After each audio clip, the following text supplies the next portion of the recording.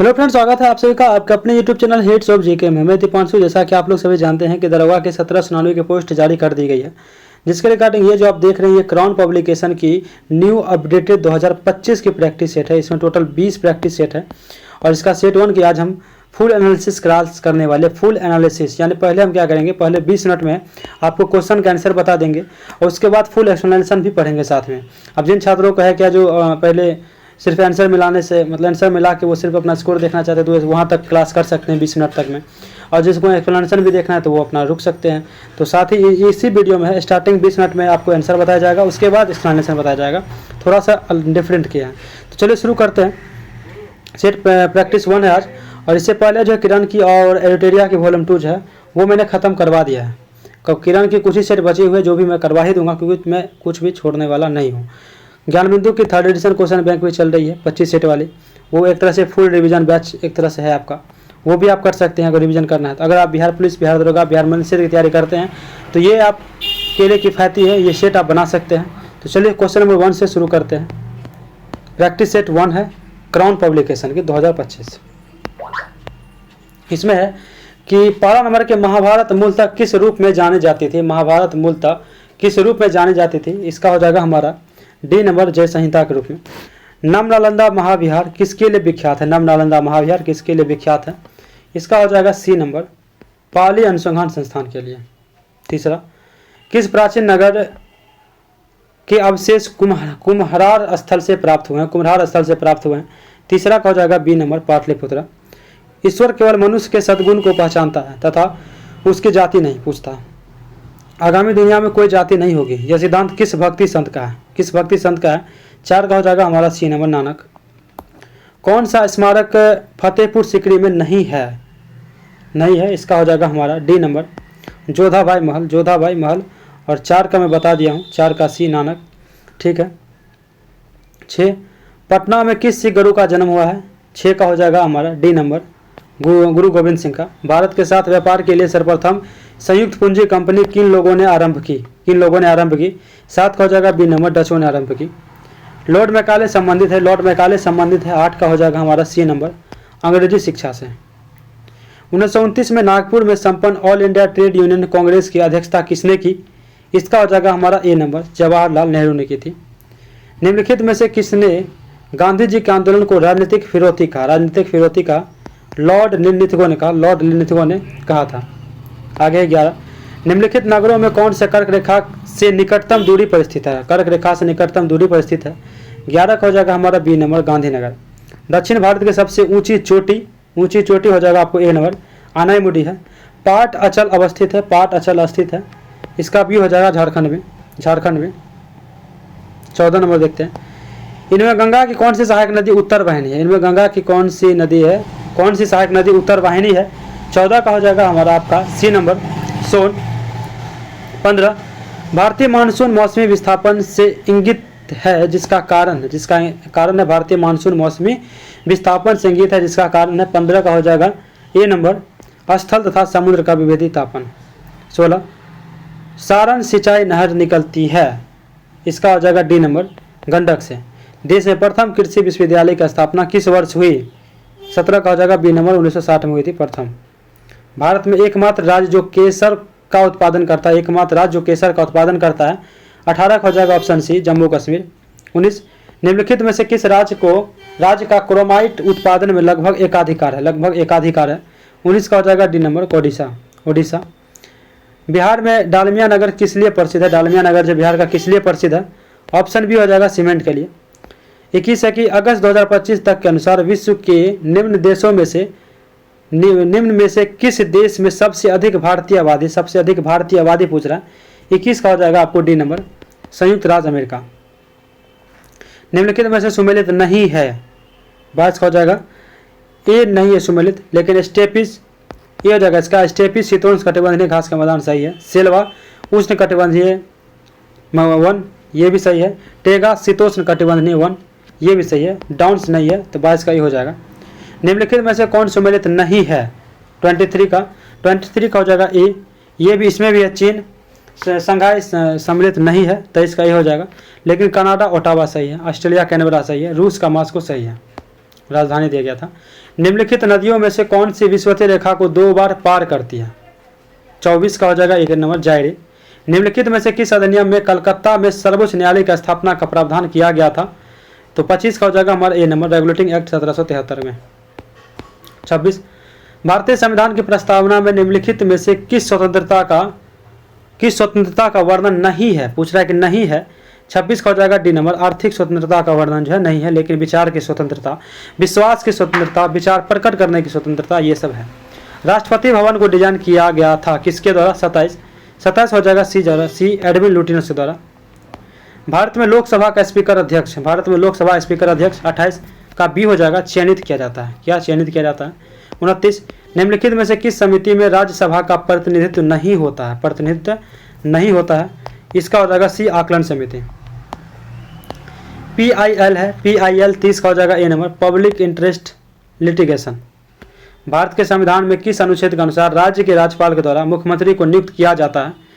तो इसको जो नियुक्त किया जाता है मुख्यमंत्री जी को, तो 164 के द्वारा अनुच्छेद 164। 31 का हो जाएगा बी नंबर।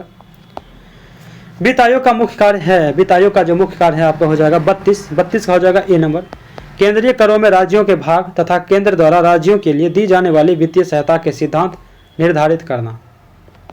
निम्न में से कौन सा चुनाव निर्वाचन आयोग द्वारा, निम्न में से कौन सा चुनाव निर्वाचन आयोग द्वारा संपादित नहीं किया जाता है?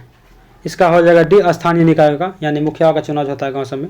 लोकसभा का, राष्ट्रपति का, राज्यसभा का ये तीनों किया जाता है। निम्नलिखित में से कौन पंचायतों की संरचना के बाबत उपबंध करने को अधिकृत है? बाबत उपबंध करने के अधिकृत है। 34 का हो जाएगा बी नंबर राज्य का विधानमंडल। किस भारत पाकिस्तान संघर्ष के परिणाम स्वरूप बांग्लादेश स्थापित हुआ था? 35 का हो जाएगा ए दिसंबर 1971। भारत का प्रथम national centre for marine biodiversity NCMB किस शहर में स्थित है? किस शहर में स्थित है? 36 का हो जाएगा बी नंबर जामनगर। भारत की प्रथम महिला विदेशी सचिव कौन थी? भारत की प्रथम महिला विदेश सचिव 37 का हो जाएगा a number Chokila Iyer. Malgudi days के लेखक हैं, मालगुडी डेज के लेखक हैं। 38 का हो जाएगा डी नंबर RK नारायण। 1949 में निम्नलिखित में से भारत सरकार द्वारा नियुक्त राष्ट्रीय आय समिति के अध्यक्ष कौन थे? राष्ट्रीय आय समिति का अध्यक्ष 39 हो जाएगा ऑप्शन सी PC महालनोबिस। इन घटनाओं को कालानुक्रम में व्यवस्थित करें। ठीक है, 40 का हो जाएगा हमारा ऑप्शन सी 2-1-3, यानी पहले हरित क्रांति का प्रारंभ होगा, उसके बाद बैंकों का राष्ट्रीयकरण, फिर गरीबी हटाओ। शिवम और सोहन की दक्षता का अनुपात 4:5 है। यदि शिवम अकेले एक काम को 25 दिनों में पूरा कर सकता है तो उसी काम को पूरा करने में सोहन द्वारा लिया गया समय है 41 का हमारा हो जाएगा ए नंबर 20 दिन। एक वर्ग के क्षेत्रफल और इसके विकर्ण पर बनाए गए एक वर्ग के क्षेत्रफल का अनुपात क्या होगा? इसका ऑप्शन बी होगा 1:2। एक्सप्लेनेशन में डिस्कशन कर लेंगे इसका। 43 2 वर्षों में 3000 रुपये की राशि की प्राप्त साधारण ब्याज समान दर और समान समय अवधि में 2500 रुपये की राशि पर प्राप्त साधारण ब्याज से 120 रुपये अधिक है। ब्याज की दर ज्ञात करें। 43 हो जाएगा ऑप्शन बी 12%। 5 लगातार सम संख्याओं का औसत 8 है। यदि अगली 2 संख्याओं का भी शामिल किया जाए तो नया औसत क्या होगा? 44 का हमारा ऑप्शन बी हो जाएगा 10। एक रेलगाड़ी की लंबाई एक प्लेटफॉर्म की लंबाई के बराबर है। यदि 108 किलोमीटर प्रति घंटा की रफ्तार से रेलगाड़ी 1 मिनट में प्लेटफॉर्म को पार करती है तो रेलगाड़ी की लंबाई क्या होगी? 45 का ऑप्शन हो जाएगा 900 मीटर। पुष्प किसका रूपांतरण है? पुष्प किसका रूपांतरण है? 46 का ऑप्शन ए हो जाएगा प्रांकुर का। किसका? तो प्रांकुर का।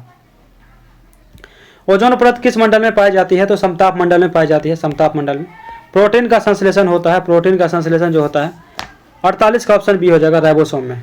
राइबोसोम पर 1948 में गठित परमाणु ऊर्जा आयोग के अध्यक्ष कौन थे? 1948 में गठित परमाणु ऊर्जा आयोग के अध्यक्ष कौन थे? 49 हो जाएगा ऑप्शन सी होमी जहांगीर भाभा। एक बार बराबर होता है किसके? तो 50 हो जाएगा ऑप्शन सी 10.5 10 के पावर 5 पास्कल का। ठीक है। 51 जी की इकाई पूछ रहा है 51 का हो जाएगा option c newton metre square per KG square. ध्वनि का वेग अधिकतम होता है 52 का हो जाएगा ऑप्शन सी स्टील में होता है। 53 विक्रम साराभाई स्पेस सेंटर कहाँ स्थित है? तो तिरुवनंतपुरम में है। Thiruvananthapuram option A. सबसे बड़ा फूल है चौवन का हो जाएगा ऑप्शन ए रेफ्लेसिया सबसे बड़ा फूल है। आरएनए का मुख्य कार्य है, आरएनए का मुख्य कार्य 55 का ऑप्शन सी हो जाएगा। प्रोटीन का संश्लेषण इसका मुख्य कार्य है। कोशिका में ऊर्जा संचित रहती है, कोशिका में जो ऊर्जा संचित रहती है ऑप्शन सी हो जाएगा एटीपी के रूप में।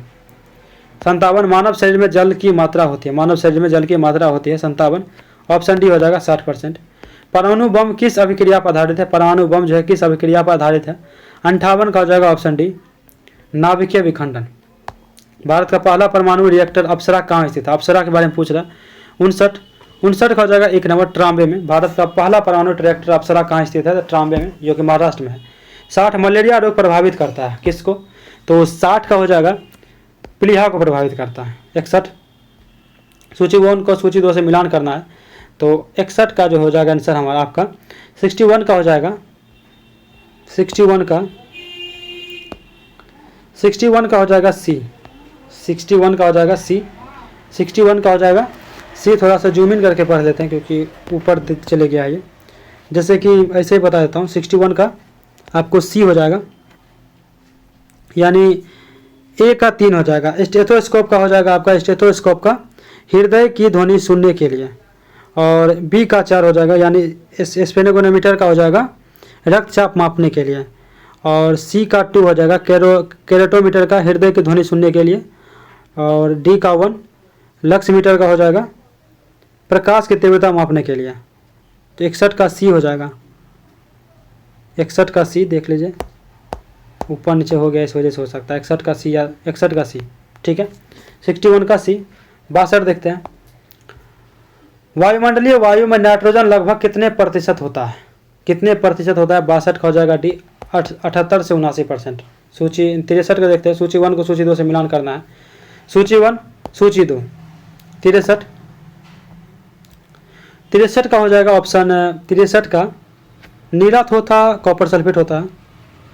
1 का 4 तो एक ही में बस डी हो जाएगा। 63 का डी हो जाएगा, 63 का डी हो जाएगा, यानी 1 का 4 यानी बी का 3 एप्सम सॉल्ट हो जाएगा आपका मैग्नीशियम सल्फेट। सी का 1 बेकिंग सोडा हो जाएगा सोडियम बाइकार्बोनेट। कास्टिंग सोडा हो जाएगा सोडियम हाइड्रो ऑक्साइड हो जाएगा, ठीक है।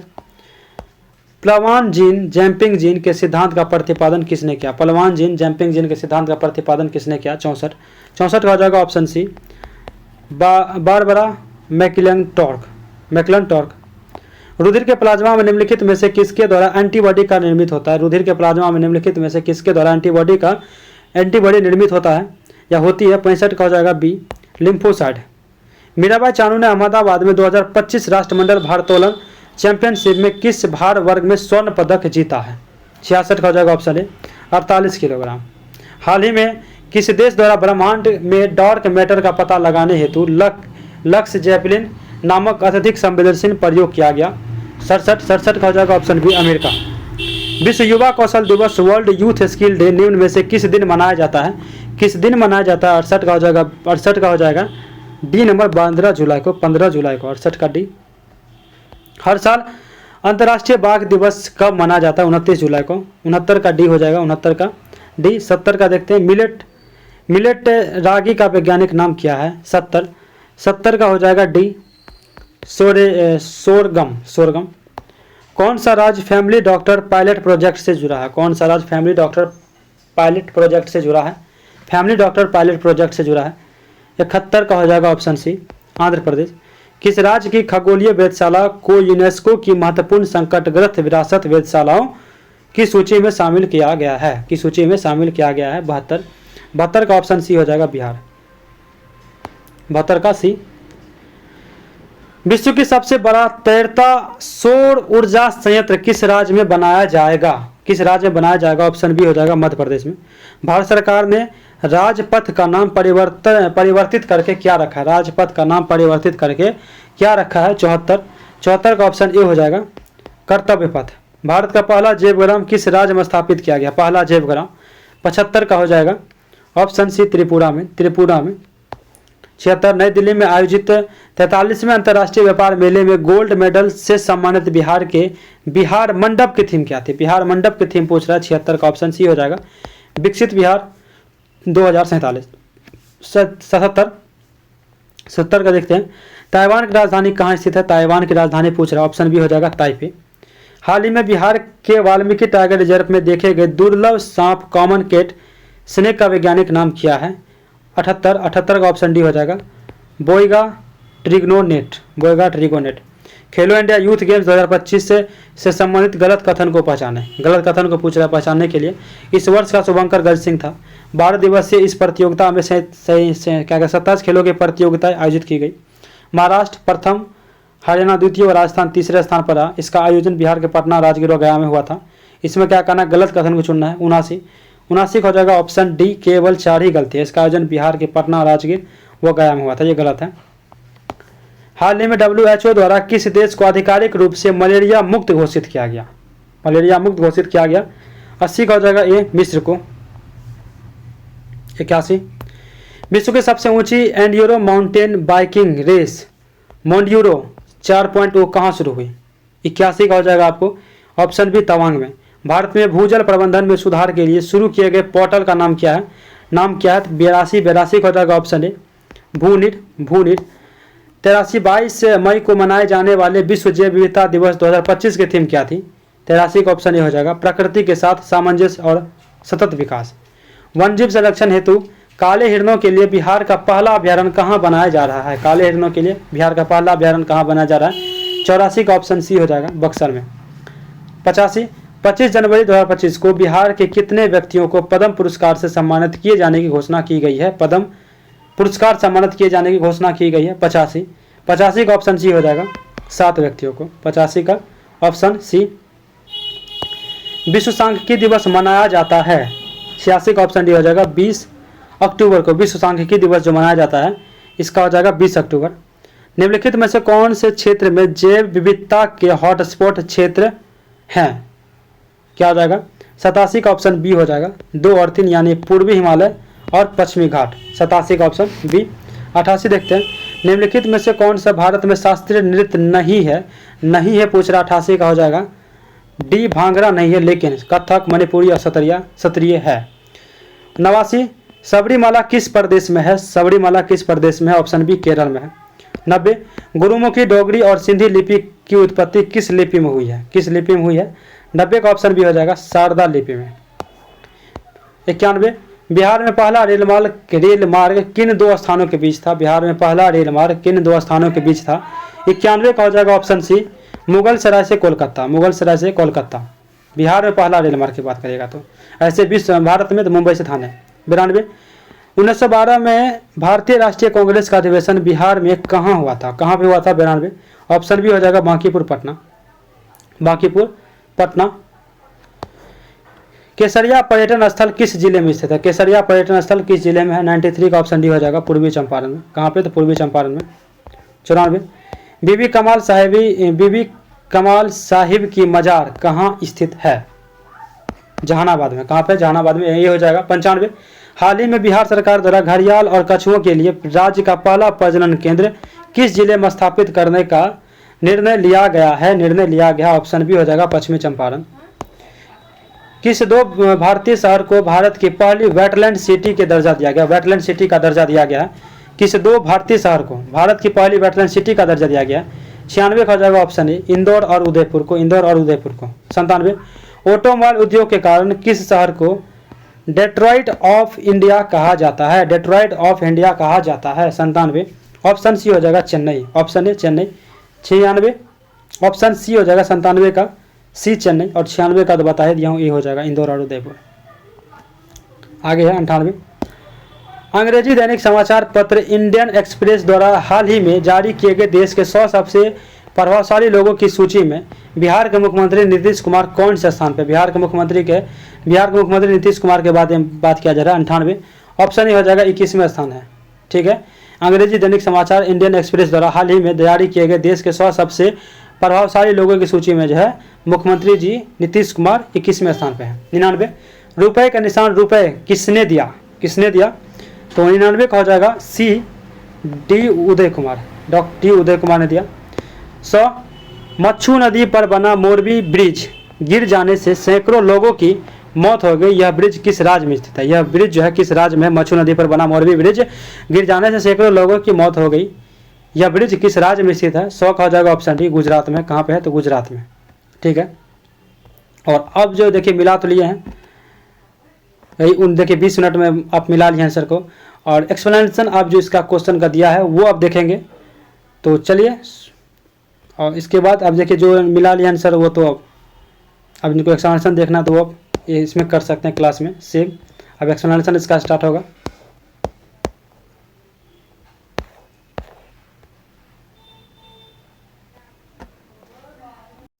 क्वेश्चन नंबर 1 क्या था कि महाभारत मूलतः किस रूप में जाने जाते थे। तो महाभारत को जय संहिता के नाम से प्रारंभ किया जाना था, जिसमें 8800 श्लोक थे। वर्तमान में महाभारत को सतसहस्त्री संहिता या महाभारत कहा गया है, जिसमें 1 लाख क्या श्लोक है। ठीक है, 1 लाख श्लोक है। तो इसका जो आंसर था आपको डी हो जाएगा, यानी जय संहिता। दूसरा क्वेश्चन था कि नम नालंदा महाविहार किसके लिए विख्यात है। नम नालंदा महाविहार एक आधुनिक संस्थान है जो बौद्ध धर्म और पाली भाषा अध्ययन और अनुसंधान का क्या था, केंद्र है।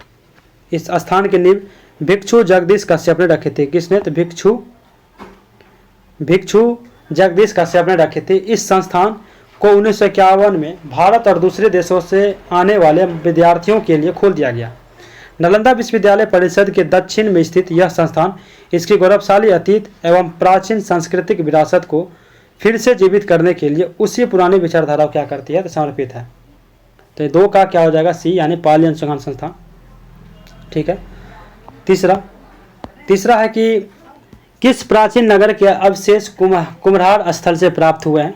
तीसरा का ऑप्शन बी हो जाएगा कि पाटलिपुत्र आ जाएगा, यानी कुम्हार में प्राचीन पाटलिपुत्र के दुर्ग विधान के अंतर्गत आने वाले मौर्य के राजा प्रसाद के अवशेष पाए गए हैं। उन्हीं में चंद्रगुप्त की राज्य भाषा है, जिसका उल्लेख पतंजलि ने किया है। यह ऐतिहासिक युग का पहला विशाल अवशेष है। ऐसे अवशेष बुलंदी बाग से भी प्राप्त हुए हैं। ऐसे अवशेष है बुलंदी बाग से भी प्राप्त हुए हैं। एरियन ने इसे सूसा यानी मेसोपोटामिया तथा एक बतना के राज प्रसादों से श्रेष्ठ माना है। किसे, तो क्या कहते हैं, एरियन ने। मौर्य सभा भवन का फर्श एवं छत जो है लकड़ी से निर्मित थी। और मुद्रा राक्षस में चंद्रगुप्त के प्रासाद का नाम सुमांग बताया गया। क्या बताया गया, तो सुमांग बताया गया है। चौथा क्वेश्चन था कि ईश्वर केवल मनुष्य के सद्गुणों को पहचानता है तथा उसकी जाति नहीं पूछता। आगामी दुनिया में कोई जाति नहीं होगी। यह सिद्धांत किस भक्ति संत का है। 4 का हो जाएगा आपका जैसे कि क्या, सी, यानी नानक का। सिख धर्म के संस्थापक गुरु नानक देव एक ऐसे सुधारक हुए जिन्होंने सामाजिक विषमता को समाप्त करने पर बल दिया। उनका कहना था कि ईश्वर व्यक्ति के गुणों को जानता है, पर वह उसकी जाति के बारे में नहीं पूछता, क्योंकि दूसरे लोग में कोई जाति नहीं है। ये किनका कहना था, तो गुरु नानक देव का। 5 है, 5 का कि कौन सा स्मारक फतेहपुर सीकरी में नहीं है। तो फतेहपुर स्मारक में जो है नहीं है, तो अकबरी महल जो है यह फतेहपुर सीकरी में नहीं है। 1572 ईस्वी में अकबर ने आगरा से 36 किलोमीटर दूर फतेहपुर सीकरी में किलेनुमा महल का निर्माण प्रारंभ किया, जिसका निर्माण 8 वर्ष में पूरा हुआ। ये फतेहपुर सीकरी से क्या 36 किलोमीटर दूर है, ये फतेहपुर में नहीं है। फतेहपुर सीकरी के भवनों को 2 कोटियों में विभक्त किया जा सकता है। 2 कोटियों में किया गया, एक धार्मिक और दूसरा गैर धार्मिक। धार्मिक भवनों में प्रमुख है आपका जामा मस्जिद, बुलंद दरवाजा तथा शेख सलीम चिश्ती की मजार। और गैर धार्मिक भवनों में है जोधाबाई का महल, पंचमहल, स्वर्ण महल, मरियम कोठी, बीरबल कोठी, दीवाने आम, दीवाने खास आदि। ये सब क्या है, तो गैर धार्मिक होगा। अकबरी महल आगरा किले में स्थित है। अकबरी महल जो कहाँ पे है, तो आगरा किले में स्थित है, याद रखिएगा। इसी किले में जहांगीर महल भी है। इसी किले में क्या है, जहांगीर महल भी है। आगरा किले में 2 दरवाजे हैं। इन्हें क्रमशः दिल्ली दरवाजा तथा अमर सिंह दरवाजा भी कहा जाता है। आगे 6 नंबर का क्वेश्चन क्या था कि पटना में किस सिख गुरु का जन्म हुआ था। तो पटना याद है आपको, गुरु गोविंद सिंह सिखों के 10वें गुरु थे, जिनका जन्म पटना में 22 दिसंबर 1666 ईस्वी को हुआ था। कब हुआ था, तो 22 दिसंबर 1666 ईस्वी को हुआ था। इनके बाद गुरु ग्रंथ साहिब को गुरु मान लिया गया। इनके बाद जो है गुरु ग्रंथ साहिब को गुरु मान लिया गया। इन्होंने खालसा पंथ की स्थापना की। खालसा की स्थापना गुरु गोविंद सिंह ने किया था। इन्होंने सिखों के लिए पंचक कार्य अनिवार्य कर दिया। ये जैसे कि केस, यथा केस हो गया, कच्छ हो गया, कड़ा हो गया, कंघा हो गया, कृपान हो गया, ठीक है, और यथा हो गया। दिए दिए यथा यानी केस, कच्छ, कड़ा, कंघा, कृपान। उन्होंने पाहुल नामक त्यौहार भी चलाया। पाहुल नामक त्यौहार किसने चलाया? तो गुरु गोविंद सिंह ने चलाया। 1708 ईस्वी में नादेर नामक स्थान पर गुरु गोविंद सिंह की हत्या एक पठान ने चाकू घोंपकर कर दी। किसने? कहाँ पे? तो नादेर नामक स्थान पर गुरु गोविंद सिंह हत्या 1708 में कर दी गई। नादेर नामक स्थान पर गुरु गोविंद सिंह की हत्या एक पठान ने चाकू घोंपकर कर दी। सात का भारत के साथ व्यापार के लिए सर्वप्रथम संयुक्त पूंजी कंपनी किन लोगों ने आरंभ की थी? तो किन ने क्या था? तो डच ने किया था। भारतीय संदर्भ में सर्वप्रथम संयुक्त पूंजी कंपनी का स्थापना डचों द्वारा की गई थी। डच ईस्ट इंडिया कंपनी का स्थापना 1602 ईस्वी में हुई थी। डचों के मौलिक व्यापारिक हित दक्षिण पूर्व एशिया में थे, ना कि भारत में। डचों ने 1605 ईस्वी में अबियोला पुर्तगीजों से छीना था। डचों ने 1605 ईस्वी में अबियोला पुर्तगालियों से छीना था। डचों ने अपनी पहली फैक्ट्री 1605 ईस्वी में मसूलीपट्टनम में स्थापित की थी। कहाँ पे? तो मसूलीपट्टनम में स्थापित किया था। 8 है कि लॉर्ड मैकाले संबंधित हैं। तो किससे संबंधित हो जाएंगे? अंग्रेजी शिक्षा से। Lord Thomas Babington Macaulay Britain का राजनीतिक कवि, इतिहासकार था। वह भारत की सुप्रीम काउंसिल में लॉ मेंबर तथा लॉ कमीशन का प्रधान रहा था। प्रसिद्ध दंड विधान ग्रंथ द इंडियन पिनल कोड की पांडुलिपि इसी ने तैयार की थी। पूछता है कि द इंडियन पिनल कोड की प्रारूप जो है पांडुलिपि किसने तैयार की थी? तो यही क्या था? मैकाले साहब ने, ठीक है। अंग्रेजी को भारत की सरकारी भाषा तथा शिक्षा का माध्यम, भारतीय शिक्षा का लक्ष्य बनाने में इनका बड़ा हाथ था, अंग्रेजी को शामिल करने में। 9 नंबर, 1929 में नागपुर में संपन्न all India trade union Congress की अध्यक्षता किसने की थी? तो किसने किया था? 1928-29 में औद्योगिक विवाद के निपटारे के मुद्दे पर फॉसेट समिति का गठन किया गया। 1929 ईस्वी में विश्वव्यापी मंदी के दौरान भारतीय ट्रेड यूनियन में भी विरोधाभास उभरने लगा था। 1929 में जब जवाहरलाल नेहरू इसके अध्यक्ष थे तब इसका 2 भागों में विभाजन हो गया था। एक तो मुख्य मुद्दा था कि all India trade union Congress अंग्रेजों द्वारा नियुक्त रॉयल कमीशन ऑल लेबर का बहिष्कार करे अथवा नहीं। उसके बाद एक उदारवादी इसमें शामिल होना चाहते थे, जबकि उग्रवादी बहिष्कार करना चाहते थे। इसमें उदारवादी शामिल होना चाहते थे, लेकिन उग्रवादी जो है इसका बहिष्कार करना चाहते थे। उग्रवादी यानी गर्मपंथ। अतः उदारवादी संगठन से अलग हो गए तथा वीपी गिरी की अध्यक्षता में इंडियन ट्रेड यूनियन फेडरेशन की स्थापना की गई थी। किसकी अध्यक्षता में? तो वीपी गिरी की अध्यक्षता में। वीपी गिरी की अध्यक्षता में जो है इंडियन ट्रेड यूनियन फेडरेशन की स्थापना 1931 ईस्वी की गई थी, 1931 ईस्वी में। और इसका दूसरा विभाजन हुआ। फेडरेशन की स्थापना की और फिर 1931 में इसका दूसरा विभाजन हुआ। इनकी स्थापना वीपी गिरी की अध्यक्षता में की गई और लेकिन 1931 में इसका दूसरा विभाजन हुआ। इस बार कम्युनिस्टों ने अलग होकर ट्रेड यूनियन कांग्रेस की स्थापना की। जब 1931 में दूसरा विभाजन हुआ तो इसमें क्या हुआ? कम्युनिस्टों ने अलग होकर क्या किया? ट्रेड यूनियन कांग्रेस की स्थापना की। 10 नंबर, निम्नलिखित में से किसने गांधी जी के आंदोलनों को राजनीतिक फिरौती कहा? तो किसने कहा था? तो लॉर्ड लिन्थगो ने कहा था। लॉर्ड लिन्थगो ने 1936 से लेकर 1943 तक भारत का सबसे लंबे समय तक वायसराय रहा, जिसने द्वितीय विश्व युद्ध के दौरान यहाँ ब्रिटिश विरोध का दमन किया। क्या क्या? ब्रिटिश विद्रोह का दमन किया। इन्होंने गांधी जी के आंदोलन को राजनीतिक फिरौती कहा। गांधी जी के आंदोलन को है जो इन्होंने राजनीतिक फिरौती कहा था। 11 देखते हैं। 11 है कि निम्नलिखित नगरों में कौन कर्क रेखा से निकटतम दूरी पर स्थित है? तो गांधीनगर हो जाएगा इसका। कर्क रेखा के निकटतम स्थित शहर की अगर बात करें तब जैसे कि शहर हो गया, राज्य हो गया, उत्तरी अक्षांश स्थिति हो गया और अंतर हो गया। जैसे कि अगर शहर क्या अगरतला किस राज्य में है? त्रिपुरा में है। उत्तरी अक्षांश स्थिति कितनी है? तो 23 डिग्री 50 मिनट, जो कि 20 डिग्री जो है 20 मिनट उत्तर में है।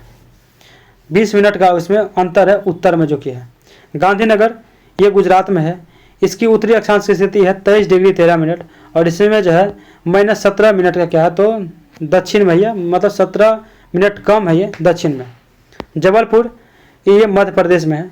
इसकी उत्तरी अक्षांश की स्थिति है 23 मिनट 11 मिनट, 23 डिग्री 11 मिनट और ये जो है 19 मिनट में इसमें दक्षिण भाग में अंतर है। ठीक है। उज्जैन मध्य प्रदेश में है। 23 डिग्री 9 मिनट इसके उत्तरी अक्षांश की स्थिति है, और इसमें जो है 21 मिनट यानी दक्षिणी इसका अंतर है। रांची जो कि झारखंड में है, ये जो है इसकी स्थिति जो है 23 डिग्री 11 मिनट है, और -19 मिनट इसका माइनस में पड़ेंगे, 19 डिग्री कम पड़ेंगे, 19 मिनट कम है दक्षिणी में। आइजोल कहाँ है तो मिजोरम में है, और यह जो है इसकी उत्तरी अक्षांश की स्थिति है 23 डिग्री 36 मिनट, और इसमें जो अंतर है 6 मिनट उत्तर ज़्यादा है इसमें। भोपाल मध्य प्रदेश में है, और इसकी स्थिति है 23 minute 25 second 25 minute 23 degree 25 minute, और इसमें 5 मिनट का है उत्तर ज़्यादा है, उत्तर में ज़्यादा है। कोलकाता पश्चिम बंगाल में है, 23 डिग्री 33 मिनट इसकी उत्तरी अक्षांश की स्थिति है, और ये जो है 3 मिनट ज़्यादा है उत्तरी भाग में, ठीक है। और रायपुर कहाँ है छत्तीसगढ़ में, इसकी स्थिति है 21 डिग्री 16 मिनट, और ये जो है 2 डिग्री 4 मिनट जो है दक्षिणी भाग में कम है। जोधपुर राजस्थान में है, 26 डिग्री 29 मिनट इसका स्थिति है, और 2 डिग्री 99 मिनट ही पड़ेंगे, 99 मिनट इसके बाद उत्तर में स्थित है। आगे 11-12 का क्वेश्चन देखते हैं। 12 का क्या है? 12 का दक्षिण भारत की सबसे ऊंची चोटी कौन है? तो कौन है? अनायमुडी है। दक्षिण भारत की सर्वोच्च पर्वत चोटी पश्चिमी घाट के अनायमलाई पहाड़ी में स्थित क्या है? तो अनायमुडी है, अनायमुडी है। अब इसकी ऊंचाई कितनी है? तो 2695 मीटर इसकी ऊंचाई है, तथा यह केरल के इडक्कू एवं एर्नाकुलम जिले के सीमा पर स्थित है। इस प्रकार भारत में हिमालय पर्वत श्रेणी की ऊंची चोटियों को छोड़ शेष भारत की सर्वोच्च चोटियां अनायमुडी ही है। आगे देखते हैं कि दोदा बेटा पश्चिमी घाट के नीलगिरी पहाड़ी की सर्वोच्च चोटी, यानी दोदा बेटा जो है पश्चिमी घाट के नीलगिरी पहाड़ी की सर्वोच्च चोटी, जिसकी ऊंचाई है 2637 मीटर है। भौगोलिक दृष्टि से यह तमिलनाडु में स्थित है, जो प्रायद्वीपीय भारत एवं साथ ही साथ दक्षिणी भारत की अनायमुडी के बाद दूसरी क्या है? तो ऊंची चोटी है। दक्षिणी भारत की अनायमुडी के बाद क्या है? दूसरी चोटी है। कौन? तो आपको भौगोलिक ये क्या कहते हैं? सर्वोच्च चोटी दोदा बेटा, ठीक है। अमरकंटक जो है मध्य प्रदेश के मैकाल श्रेणी में स्थित है। अमरकंटक जो है, अमरकंटक मध्य प्रदेश के मैकाल श्रेणी में स्थित एक प्रमुख पर्वत चोटी है, जिसकी ऊंचाई कितना है? 1048 मीटर है, 1048 मीटर है। महेंद्रगिरी उड़ीसा में गजपति जिले में स्थित है। महेंद्रगिरी कहाँ है? तो उड़ीसा में गजपति जिले में विस्तृत है पूर्वी घाट की एक प्रसिद्ध चोटी है, जिसकी ऊंचाई लगभग कितनी है? तो 1501 मीटर है। 13 नंबर क्वेश्चन देखते हैं। 13 क्या है कि पाट अचल अवस्थित है, तो कहाँ है? झारखंड में। पाट अचल विस्तार झारखंड के छोटा नागपुर पठार के पश्चिमी तथा उत्तर पश्चिम भाग में है, जिसमें लातेहार, गुमला, पश्चिमी लोहरदगा, उत्तर पश्चिमी रांची तथा सीमावर्ती छत्तीसगढ़ के क्षेत्र को सम्मिलित किया जाता है। पाट शब्द इस क्षेत्र के स्थानीय शब्दावली है। पाट जो है, जिसमें भूगोल में मेसा कहते हैं, भूगोल में मेसा कहते हैं, और मेसा का तात्पर्य एक ऐसी ऊंचावचीय विशेषता वाले क्षेत्र से है जो किसी समय समपराय मैदान यानी उबड़ खाबड़ भूमि के रूप में थी, तथा कालांतर में बेसाल्टिक लावा के निक्षेपण से गर्तों भर जाने से मेज या टेबल नुमा आकृति के रूप में परिवर्तित हो गई। आगे देखते हैं कि ऐसे ही घटना क्रिटेशियस काल में पाट क्षेत्र में घटित हुई थी। कौन से काल में? तो क्रिटेशियस काल में। टर्सरी युग में हिमालय की विभिन्न श्रेणियां के निर्माण के दौरान, टर्सरी युग की बात किया जा रहा है कि टर्सरी युग में जो है, टर्सरी युग में हिमालय की विभिन्न श्रेणियां के निर्माण के दौरान जो है उत्पन्न दाब में छोटा नागपुर पठार का भी क्रमशः उत्थान हुआ। क्या हुआ? क्रमशः उत्थान हुआ। वर्तमान में यह झारखंड का सर्वाधिक ऊंचाई औसतन 900 से लेके 1100 मीटर वाला भूभाग है। यहाँ के प्रसिद्ध पाट नेतरहाट पाट, खमार पाट, गणेशपुर पाट इत्यादि ये प्रमुख हैं। क्या है? प्रमुख है। 14 नंबर 14 है कि इनमें गंगा की कौन सी सहायक नदी उत्तर वाहिनी है? उत्तर वाहिनी है। ऑप्शन सी है कि सोन। मध्य प्रदेश में अमरकंटक के पठार से सोन 784 किलोमीटर नदी का उद्गम होता है, जहाँ से यह छत्तीसगढ़, उत्तर प्रदेश, झारखंड में प्रवाहित हुई बिहार में प्रवेश करती है, तथा पटना के समीप मनेर शरीफ नामक इस प्रसिद्ध सूफी तीर्थ स्थल में गंगा नदी के दाहिने तट पर आकर मिलती है। इसकी प्रमुख सहायक नदियां क्या? तो गोपद है, रिहंद है, कन्हर है, उत्तरी कोयल है, प्रमुख है, ठीक है। जबकि उपयुक्त विकल्पों में दी गई कोसी, घाघरा, गंडक जैसी गंगा की सहायक नदियां क्या है? दक्षिणा वाहिनी है। ये सब क्या है? गंगा की है दक्षिणा वाहिनी। 15 नंबर क्वेश्चन देखते हैं। 15 है कि भारतीय मानसून मौसमी विस्थापन संगीत है, जिसका कारण क्या है? तो इसका कारण है कि स्थल तथा समुद्र का विभेदी तापन। मानसून शब्द का तात्पर्य ही हवाओं की दिशा में मौसमी परिवर्तन से। ठीक है, आगे है कि जिसकी दिशा वर्ष में 2 बार परिवर्तित हो जाया करती है। 6 माह तक शीतकाल में और उत्तर पूर्व से दक्षिण पश्चिम तथा शेष 6 माह तक ग्रीष्मकाल दक्षिण पश्चिम से उत्तर पूर्व रहती है। मानसूनी हवाओं की उत्पत्ति एवं उसकी दिशा में मौसमी परिवर्तन से संबंधित अनेक संकल्पनाएं प्रतिपादित की गई हैं, जिनमें तापक्रम की भिन्नता इसके कारण के मूल केंद्र में। इन संकल्पों का संक्षिप्त विवरण निम्न है। जैसे कि आपका है क्या, तापीय संकल्पना के बारे में पढ़ा जाए। तापीय संकल्पना के बारे में, तो तापीय संकल्पना 1686 ईस्वी में हेली द्वारा प्रतिपादित इस सिद्धांत के अनुसार, किसके द्वारा? तो हेली द्वारा तापीय संकल्पना सिद्धांत। इस सिद्धांत के अनुसार मानसून की उत्पत्ति पृथ्वी के असमान संगठन अर्थात स्थल तथा जल के असमान विन्यास यानी विस्तार और उनके गर्म तथा ठंडे होने के विरोधी स्वभाव कारण ही होता है। अब गतिक संकल्पना के बारे में देखें। गतिक संकल्पना के बारे में, तो 1951 ईस्वी में फ्लोन द्वारा प्रतिपादित इस सिद्धांत के अनुसार मानसून की उत्पत्ति के कारण अस्थायी या सनातनी पवन तथा वायु दाब पेटियां का मौसम स्थानांतरण है। अब नवीन संकल्पना के बारे में पढ़े। नवीन संकल्पना के बारे में 1950 ईस्वी के उपरांत मानसून से संबंधित विविध शोध एवं अनुसंधान मानसून की उत्पत्ति तथा क्रियाविधि को प्रभावित करने में हिमालय, थार मरुस्थल तथा तिब्बत पठार का उष्मन, जेट स्ट्रीम का परिसंचरण, एल नीनो व दक्षिणी दोलन इत्यादि की भूमिका को सम्मिलित किया गया है। क्या किया गया? दक्षिणी दोलन इत्यादि को भूमिका को सम्मिलित किया गया है।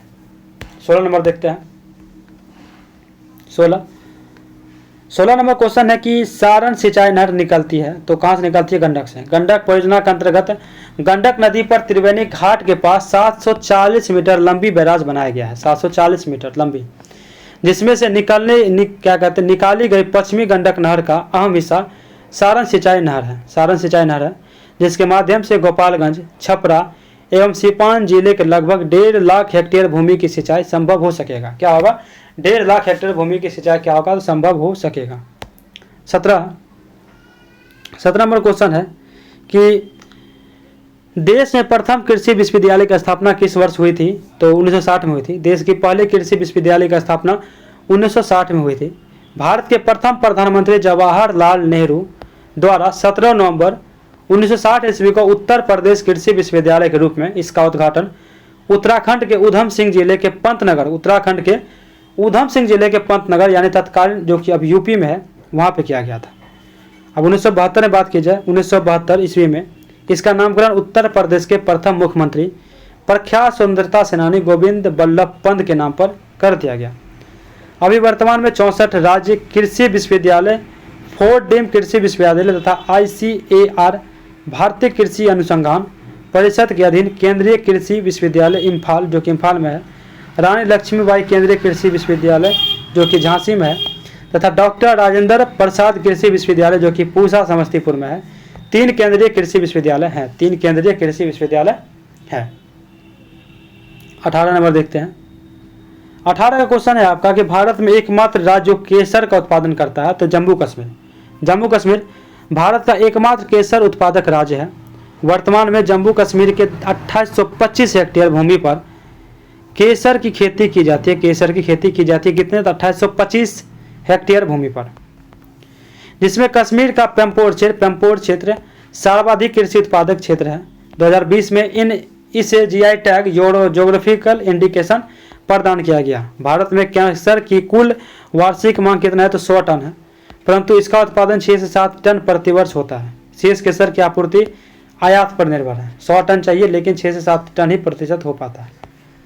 19 निम्नलिखित में से किस राज्य का क्रोमाइड उत्पादन में लगभग एकाधिकार है? इसका जो है हो जाएगा ओडिशा। मिनरल ईयर बुक 2019-18-19 के उत्पादन आंकड़े के अनुसार क्रोमाइट के कुल भंडार का 96% भाग जो है उड़ीसा राज्य में मौजूद है।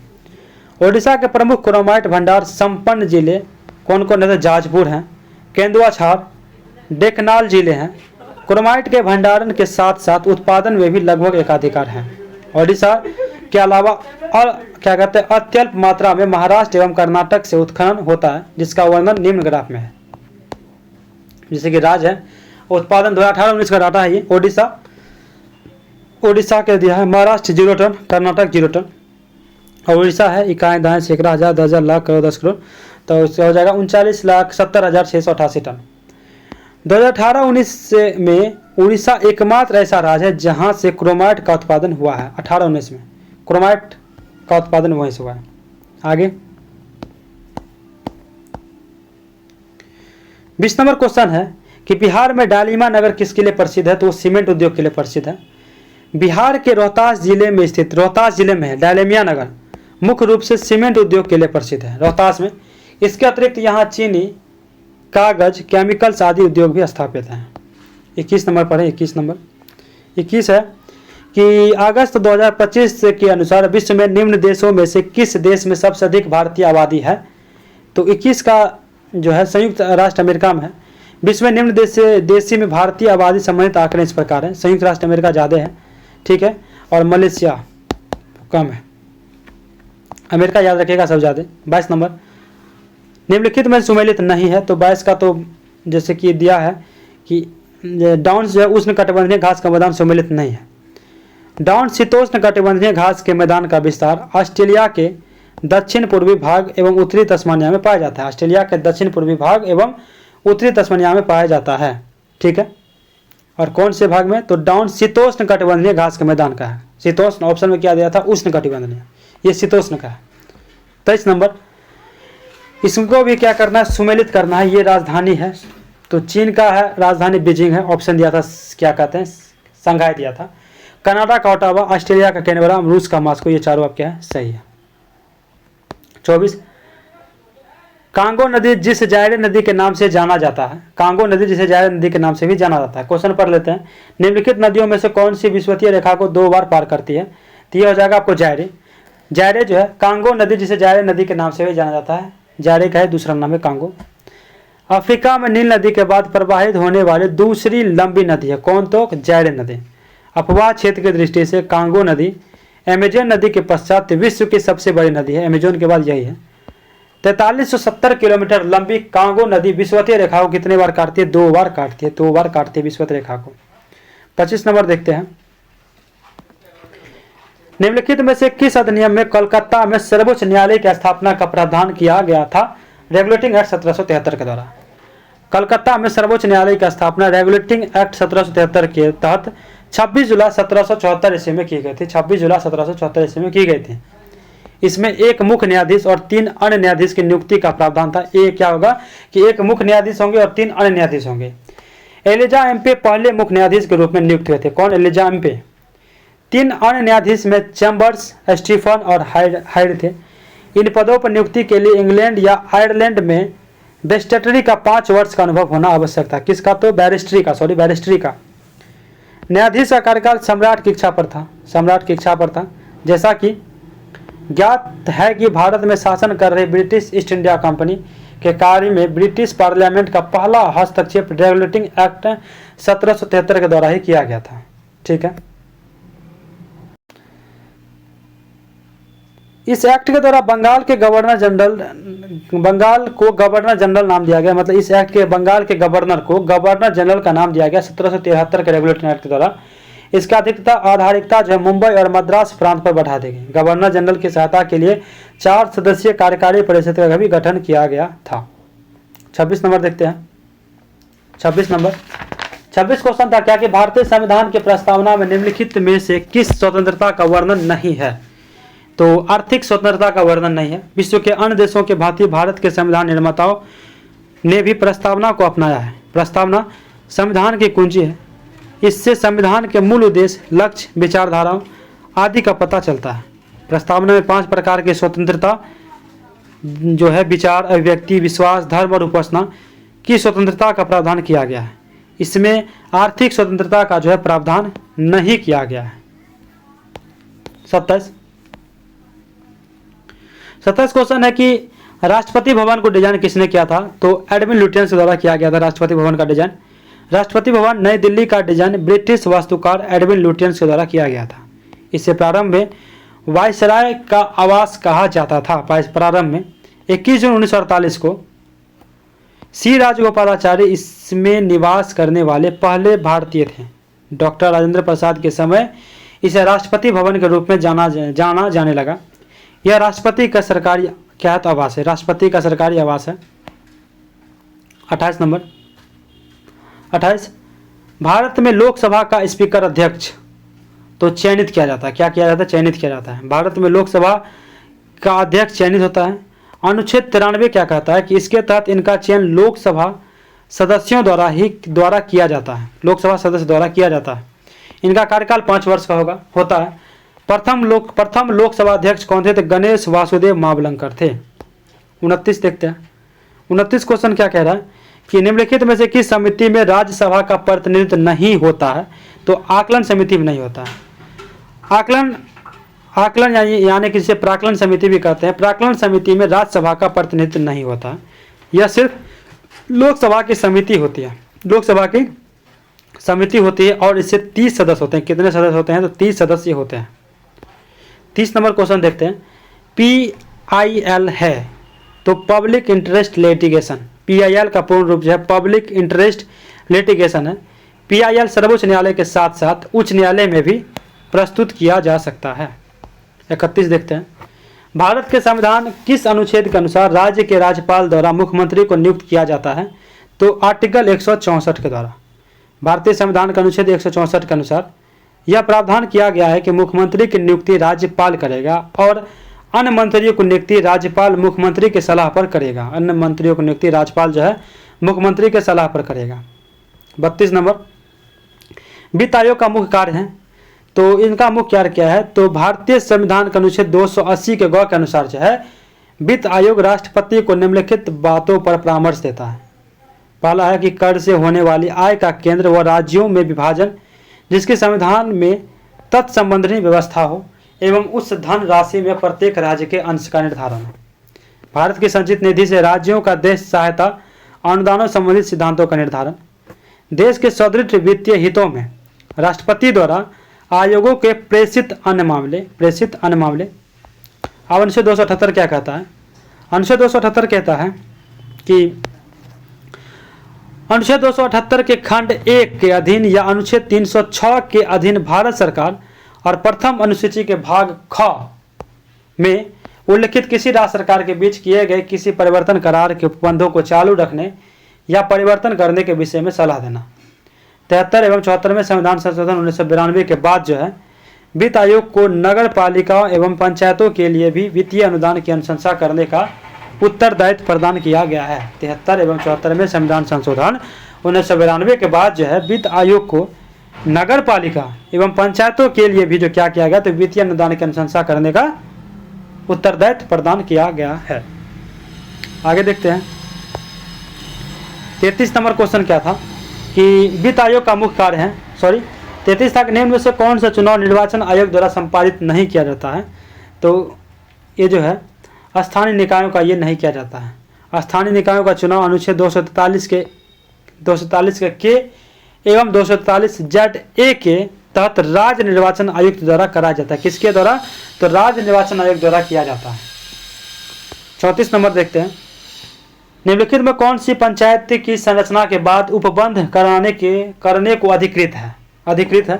34 राज्य का विधानमंडल हो जाएगा। प्रधान भारतीय संविधान के भाग 4 में वर्णित नीति निर्देशक तत्वों के अनुच्छेद 40 में नीति निर्देशक तत्व के अनुच्छेद 40 में जो है यह कहा गया है कि राज्य ग्राम पंचायतों का गठन करने के लिए उचित कदम उठाएगा, यानी ग्राम पंचायत गठन दिया गया आर्टिकल 40 में, और उन्हें ऐसी शक्तियां तथा अधिकार प्रदान करेगा जो कि उन्हें स्वशासन की इकाई के रूप में कार्य करने के लिए योग्य बनाने हेतु आवश्यक हो।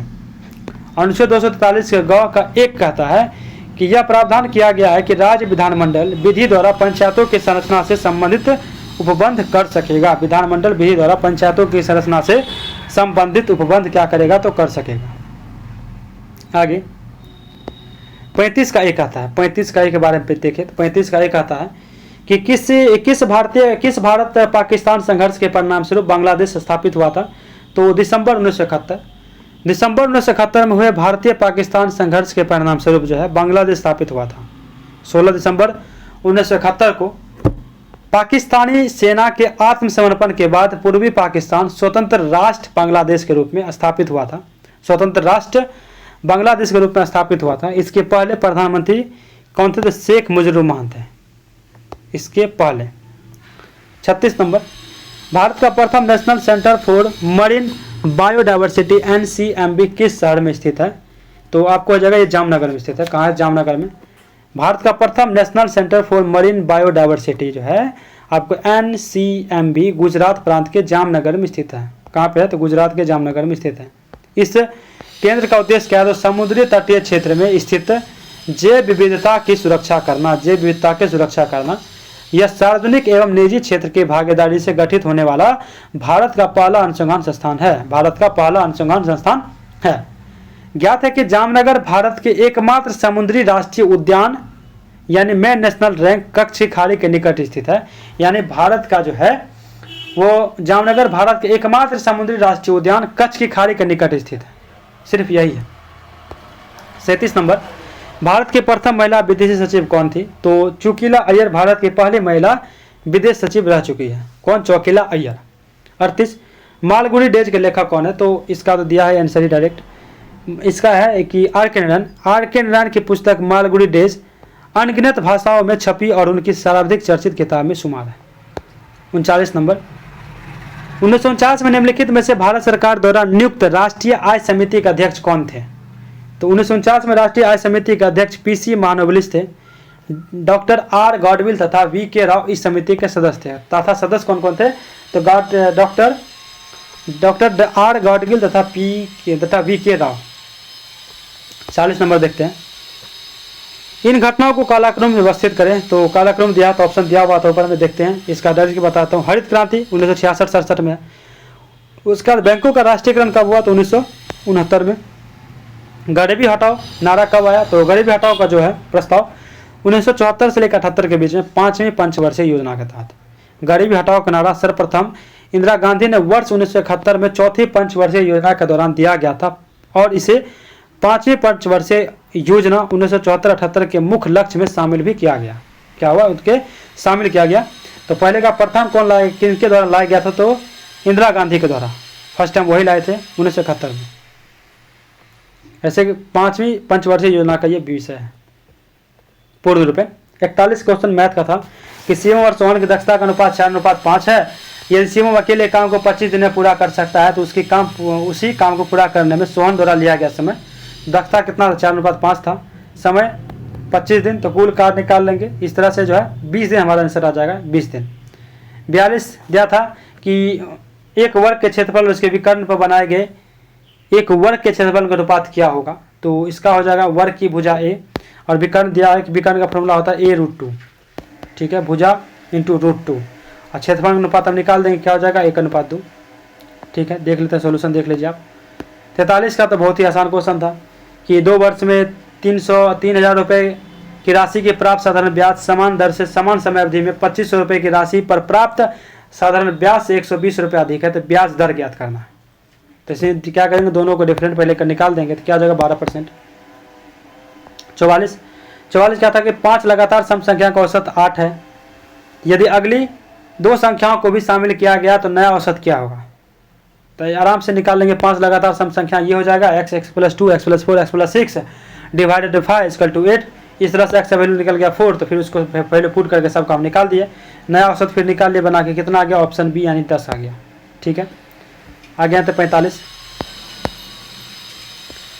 क्वेश्चन था आपका कि एक रेलगाड़ी की लंबाई और एक प्लेटफॉर्म की लंबाई बराबर है। यदि 108 किलोमीटर प्रति घंटा की रफ्तार से रेलगाड़ी 1 मिनट में प्लेटफॉर्म को पार करती है तो रेलगाड़ी की लंबाई, रेलगाड़ी गति कितना दिया गया है 30 मीटर प्रति सेकंड और रेलगाड़ी की लंबाई x और प्लेटफॉर्म की लंबाई भी x है, तो 2x का वैल्यू निकाल देंगे इस तरह से। तो इसका आ जाएगा 900 मीटर। क्या आ जाएगा? ए 900 मीटर। 46 पुष्प किसका रूपांतरण है? तो पुष्प प्रांकुर यानी कैनुअल का रूपांतरण है। प्रांकुर का क्या है? तो क्या कहते हैं? प्रांकुर का रूपांतरण है। 47 देखते हैं क्वेश्चन, ओजोन परत किस मंडल में पाई जाती है? तो समताप मंडल में ओजोन परत पाया जाता है। ओजोन परत पृथ्वी के समताप मंडल यानी स्ट्रेटोस्फीयर के निचले भाग में पृथ्वी के सतह के ऊपर लगभग 10 किलोमीटर से लेकर 50 किलोमीटर की दूरी तक पाई जाती है। डिस्टेंस अगर पूछ दे 10 से 50 किलोमीटर। यह सूर्य की अल्ट्रावायलेट किरणें को पृथ्वी तक आने से क्या करती है, तो रोकती है। 48 प्रोटीन का संश्लेषण होता है, तो प्रोटीन का संश्लेषण किस पे होता है, राइबोसोम पर होता है, जो अंतर्द्रव्य जालिका पर स्थित है, अंतर्द्रव्य जालिका पर स्थित है। 49 1948 में गठित परमाणु ऊर्जा आयोग के अध्यक्ष कौन थे, तो इसका हो जाएगा हमारा होमी जहांगीर भाभा। भारतीय परमाणु ऊर्जा आयोग के गठन 1 मार्च 1948 को हुआ। इसका प्रभार सीधे प्रधानमंत्री के पास होता है। इसका जो प्रभार है सीधे किसके पास होता है, तो प्रधानमंत्री के पास होता है। इसके प्रथम अध्यक्ष होमी जहांगीर भाभा थे, प्रथम अध्यक्ष होमी जहांगीर भाभा। 50 जी के यूनिट है, तो जी किसके यूनिट है, तो Newton metre square per KG square. देखते कि बार दाब की एक मापन इकाई है, एक्स्ट्रा दिया गया है, बार जो है दाब की भी एक मापन इकाई है। यह अंतर्राष्ट्रीय मात्रक प्रणाली में मान्य नहीं है। बार जो है अंतर्राष्ट्रीय प्रणाली में क्या है, तो मान्य नहीं है। जिसे पास्कल नाम जिसमें पास्कल नामक इकाई को मान्यता मिली हुई है, पास्कल को मिला हुआ है। एक बार स्टील के रूप में 1,00,000 पास्कल के बराबर होता है। एक बार स्टिक में जो एक बार स्टिक के रूप में 1,00,000 पास्कल के बराबर होता है। 51 जी के 50 का क्वेश्चन में गलत पढ़ दिया था, मेरे मिस्टेक हो गया देखने में। 50 का क्या था, तो एक बार बराबर होता है, एक बार बराबर होता है तो 10 के पावर 5 पास्कल के, 10 के पावर 5 पास्कल के, यानी 1,00,000 पास्कल के बराबर होता है। इसको तो पढ़ ही लिया। 51 देखते हैं।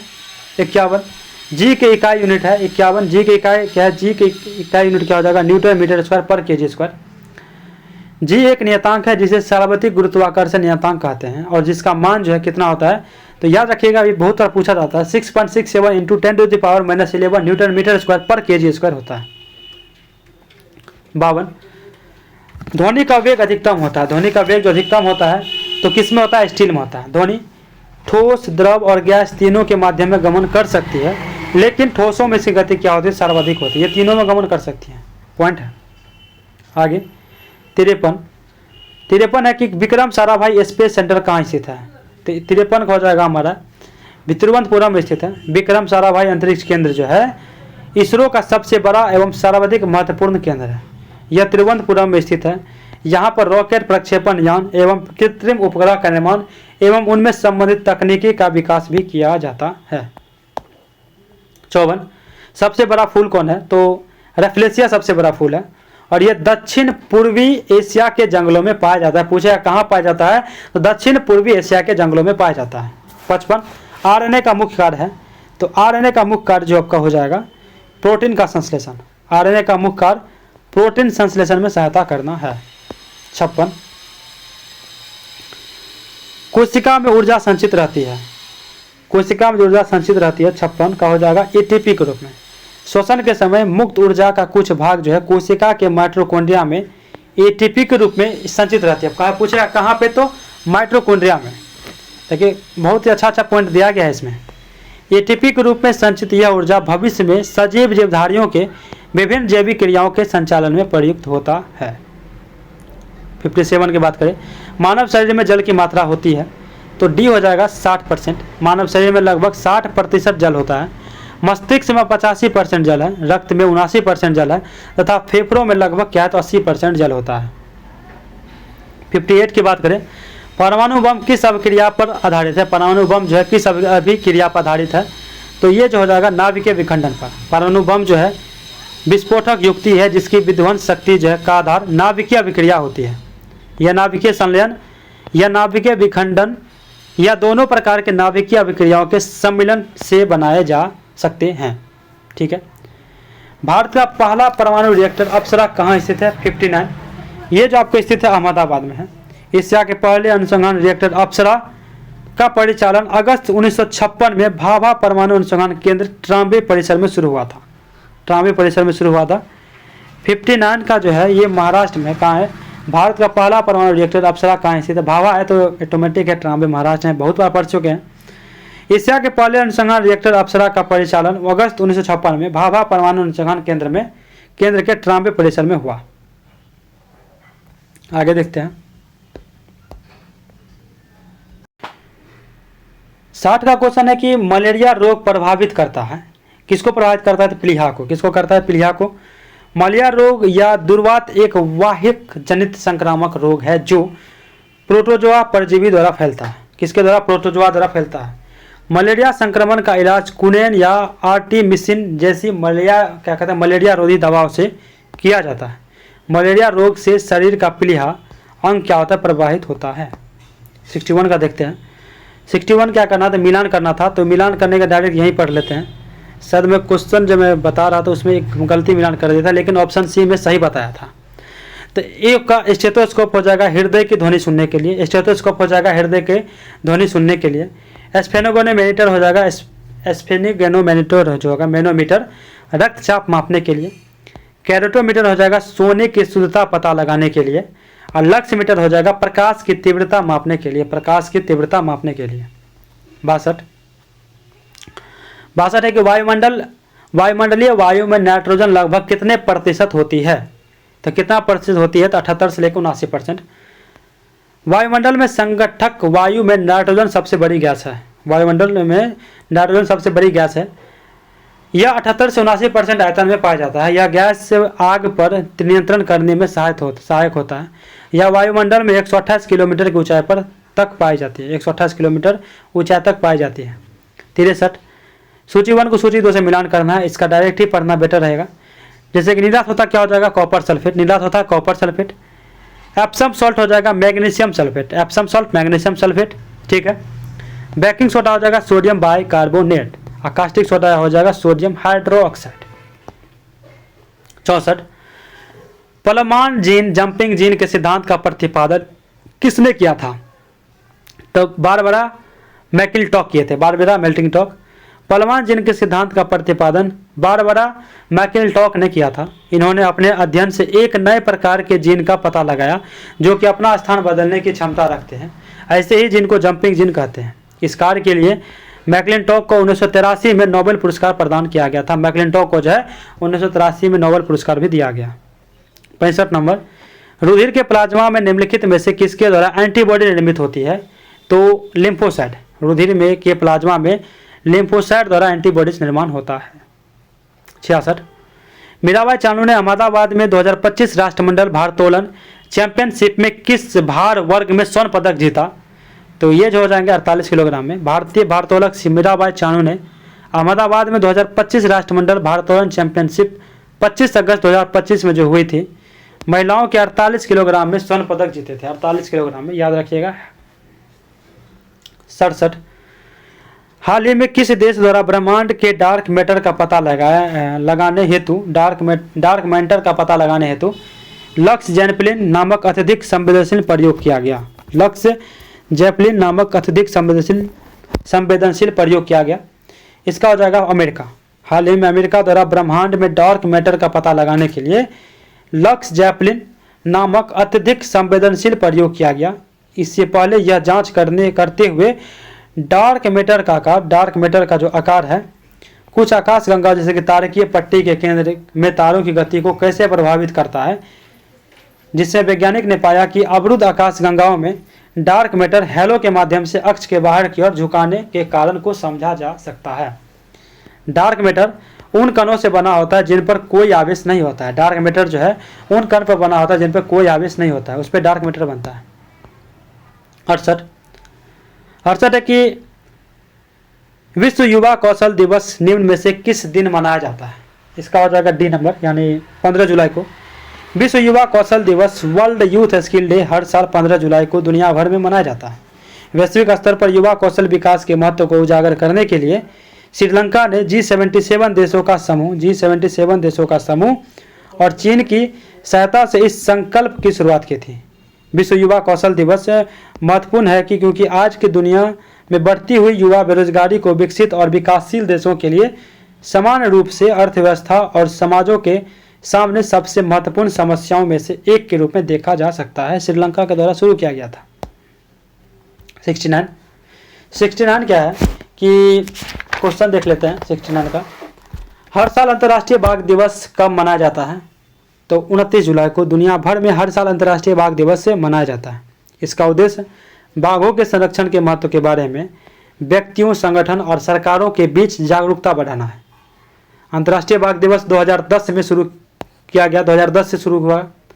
जब यह पता चला कि पिछले शताब्दी में 97% बाघ खत्म हो गए हैं, WWF के अनुसार, किसके अनुसार? WWF के अनुसार बाघों की वर्तमान आबादी अभी कितनी है? तो 39 है। भारत में दुनिया की बाघों की आबादी का लगभग 70% हिस्सा है। दुनिया का लगभग 70% हिस्सा यहाँ पे 70। मिलेट रागी का वैज्ञानिक नाम क्या है? तो एलुसिन कोरकाना, एलुसिन कोरकाना नाम है। 71। कौन सा राज्य फैमिली डॉक्टर पायलट प्रोजेक्ट से जुड़ा है? फैमिली डॉक्टर पायलट प्रोजेक्ट से जुड़ा है, तो हो जाएगा हिमाचल प्रदेश। 71 का हो जाएगा, सॉरी हाँ, आंध्र प्रदेश हो जाएगा। कौन सा राज्य फैमिली डॉक्टर पायलट प्रोजेक्ट से जुड़ा है? तो आंध्र प्रदेश हो जाएगा। आंध्र प्रदेश ने पायलट आधार पर फैमिली डॉक्टर परियोजना को लागू करने के लिए विशाखापत्तनम जिले में पद्मनाभ मंडल का चयन किया। इस योजना के तहत चिकित्सा और स्वास्थ्य कर्मियों को अस्पताल से छुट्टी मिलने के 1 सप्ताह बाद आरोग्यश्री लाभार्थियों के स्वास्थ्य की स्थिति के बारे में जानने और प्रतिक्रिया प्राप्त करने के लिए जाना चाहिए। 72 नंबर क्वेश्चन है कि किस राज्य को खगोलीय वेधशाला को यूनेस्को की महत्वपूर्ण संकटग्रस्त विरासत वेधशालाओं की सूची में शामिल किया गया है? तो इसका हो जाएगा बिहार। LS कॉलेज मुजफ्फरपुर में, LS कॉलेज मुजफ्फरपुर में, ये मेरा कॉलेज है, मैं यहीं से पढ़ा हूँ, ग्रेजुएशन मेरा यहीं से हुआ है, +2 भी मेरा यहीं से हुआ है। LS कॉलेज मुजफ्फरपुर में खगोलीय वेधशाला को विश्व की महत्वपूर्ण संकटग्रस्त विरासत वेधशालाओं की यूनेस्को सूची में शामिल किया गया है, कि यूनेस्को सूची में शामिल किया गया है। इसे 1916 में एक कॉलेज के प्रोफेसर द्वारा खगोलीय वेधशाला की आवश्यकता महसूस करने के बाद विकसित किया गया था। क्या विकसित किया गया था? कई दशक तक काम करने के बाद 1995 में इसे जो है सील कर दिया गया, यानी बंद कर दिया गया, जब कुछ खगोलीय उपकरण गायब हो गए। क्या क्या? LS कॉलेज मुजफ्फरपुर में खगोलीय वेधशाला को विश्व महत्वपूर्ण संकटग्रस्त विरासत वेधशाला की यूनेस्को सूची में शामिल किया गया है। इसे 1916 में एक कॉलेज के प्रोफेसर द्वारा खगोलीय वेधशाला की आवश्यकता महसूस करने के बाद विकसित किया गया था। कई दशक तक काम करने के बाद 1995 में इसे बंद कर दिया गया, जब कुछ खगोलीय उपकरण क्या हो गए थे? गायब हो गए थे। 73 नंबर, विश्व की सबसे बड़ा तैरता सौर ऊर्जा संयंत्र किस राज्य में बनाया जाएगा? तो इसका हो जाएगा हमारा मध्य प्रदेश। मध्य प्रदेश में बनाया जाएगा। नवीकरणीय ऊर्जा मंत्रालय की हालिया घोषणा के अनुसार मध्य प्रदेश के खंडवा में दुनिया का सबसे बड़ा तैरता हुआ सौर ऊर्जा संयंत्र बनाने जा रहा है। इस संयंत्र में से 2022-23 तक 600 मेगावाट बिजली पैदा होने की उम्मीद है और इसकी लागत 3000 करोड़ रुपए से अधिक होने का अनुमान है। वर्तमान 2022-23 तो बीत गया। वर्तमान में भारत की सबसे बड़ी तैरती सौर ऊर्जा परियोजना तेलंगाना के रामगुंडम में परिचालित है। यानी सबसे, अगर वर्तमान की बात की जाए तो भारत की सबसे बड़ी तैरती सौर ऊर्जा परियोजना, ये याद रखना आपको, तेलंगाना के रामगुंडम में परिचालित है, तेलंगाना में, जिसका संचालन एनटीपीसी द्वारा किया जा रहा है। किसके द्वारा? तो एनटीपीसी के द्वारा किया जा रहा है। आगे है आपको 74 नंबर, भारत सरकार ने राजपथ का नाम परिवर्तित करके क्या रखा है?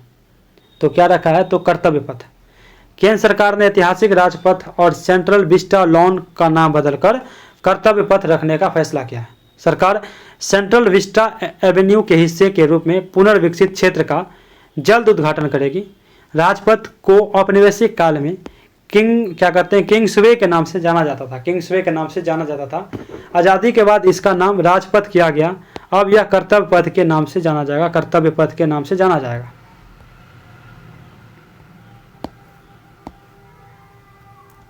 75 नंबर क्वेश्चन देखते हैं। भारत का पहला जैव ग्राम किस राज्य में स्थापित किया गया है? तो क्या हो जाएगा इसका? सी, त्रिपुरा। त्रिपुरा सरकार ने राज्य के दासपाड़ा गांव को भारत के पहले जैव ग्राम के रूप में स्थापित किया है। राज्य सरकार द्वारा विकसित बायो विलेज 2.0 की अवधारणा का सतत विकास लक्ष्यों को प्राप्त करने के लिए सर्वोत्तम तरीके में से एक के रूप में मान्यता दी गई है। दासपाड़ा बायो विलेज को एक ऐसे गांव के रूप में विकसित किया गया है जिसमें 64 परिवारें पूरी तरह से जैविक कृषि और मत्स्य पालन पर क्या है? तो निर्भर है। 64 परिवारें पूरी तरह से क्या है? तो जैविक कृषि और मत्स्य पालन पर निर्भर कर रहे हैं। 75 क्वेश्चन क्या था कि भारत का पहला जैव ग्राम किस राज्य में स्थापित किया गया है? तो ये हो जाएंगे त्रिपुरा। 76 है कि नई दिल्ली में आयोजित 43वें अंतर्राष्ट्रीय व्यापार मेले में गोल्ड मेडल से सम्मानित बिहार मंडप की थीम क्या थी? तो इसकी थी विकसित भारत 2047। 43वां भारतीय अंतर्राष्ट्रीय व्यापार मेला 2024 प्रगति मैदान नई दिल्ली में हुआ। इस मेले का उद्घाटन जो है केंद्रीय मंत्री श्री पीयूष गोयल ने किया था। पीयूष गोयल ने। इसके सहभागी राज्य बिहार और उत्तर प्रदेश तथा फोकस राज्य झारखंड थे। इस वर्ष की थीम थी विकसित भारत 2047 पर आधारित है। 43वें भारतीय अंतर्राष्ट्रीय व्यापार मेले IITF में बिहार मंडप को विकसित भारत 2047 थीम के साथ प्रदर्शित किया गया था और इसे स्वर्ण पुरस्कार से सम्मानित किया गया था। इसके मुख्य आकर्षण बिहार संग्रहालय, मुख्यमंत्री उद्यमी योजना, स्टार्टअप बिहार थे। इसके मुख्य जो आकर्षण थे बिहार संग्रहालय, मुख्यमंत्री उद्यमी योजना, स्टार्टअप बिहार थे। 77 की बात की जाए तो ताइवान की राजधानी कहाँ स्थित है? तो ताइपे। ताइवान की राजधानी ताइपे है, जबकि बाकी 3 ताइवान के शहर हैं। बाकी कौन कौन 3 शहर हैं? तो इसका है कि न्यू ताइपे, ताइजुंग और ताइयान, ये सब शहर हैं।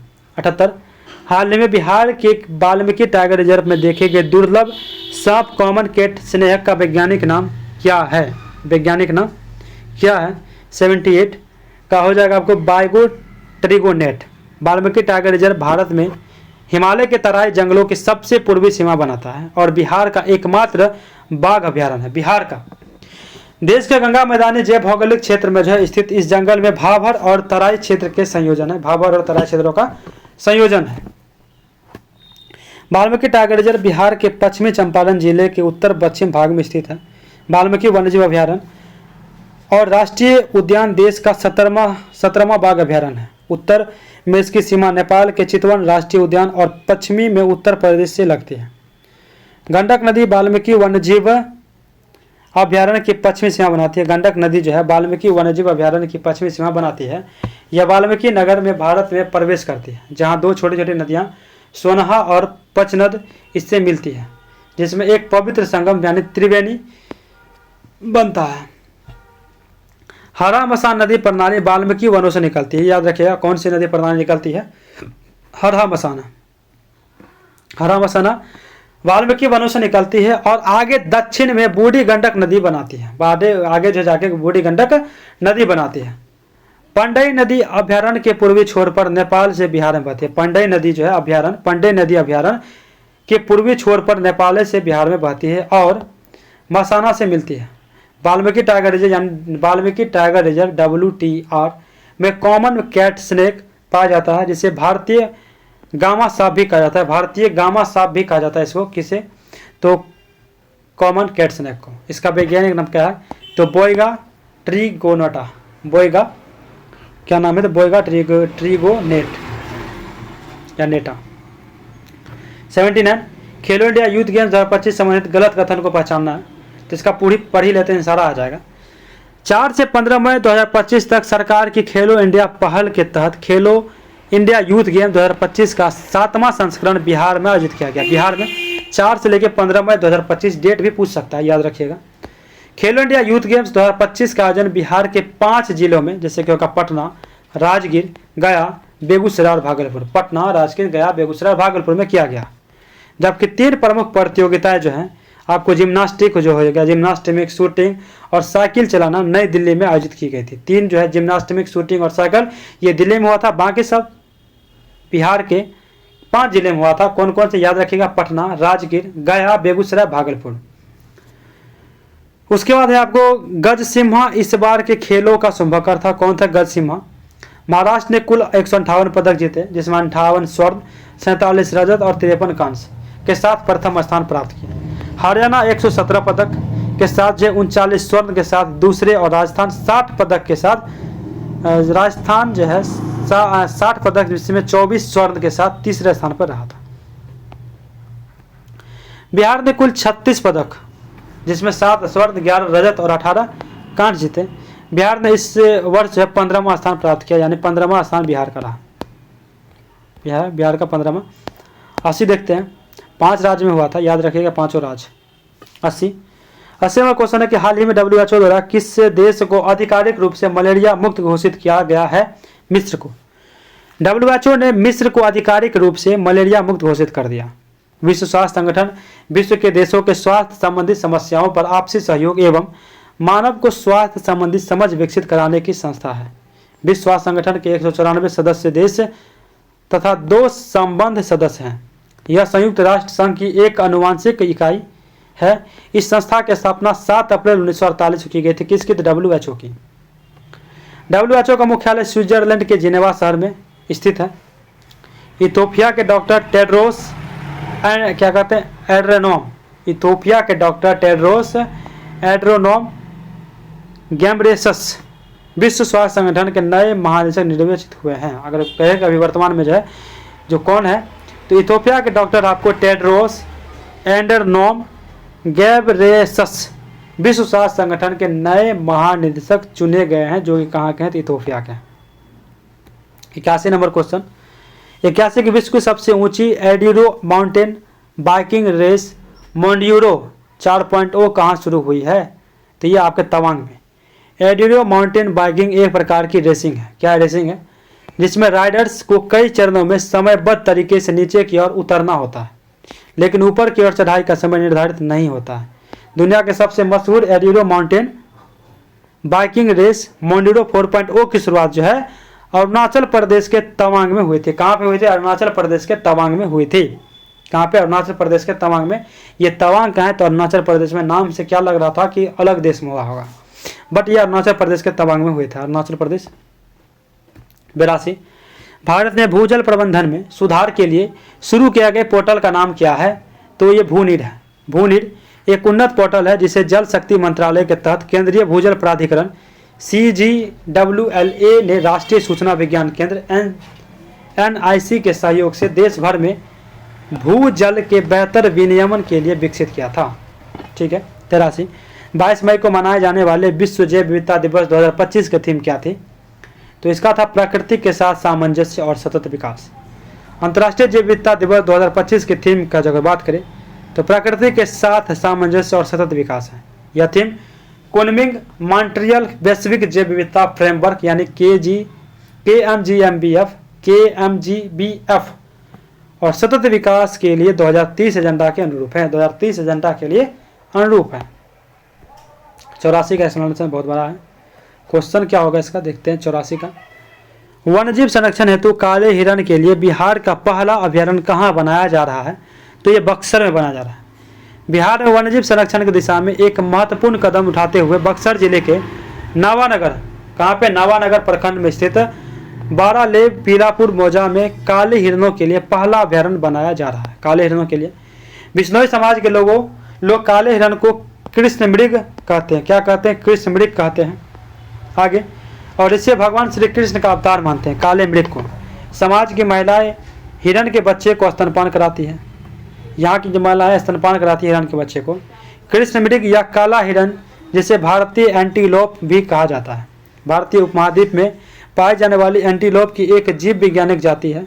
यह ऐसे घास भूमियों और हल्के वन्य क्षेत्र में मिलता है जहाँ जल सदैव उपलब्ध होता है। क्या? जहाँ जल सदैव हमेशा उपलब्ध रहता है।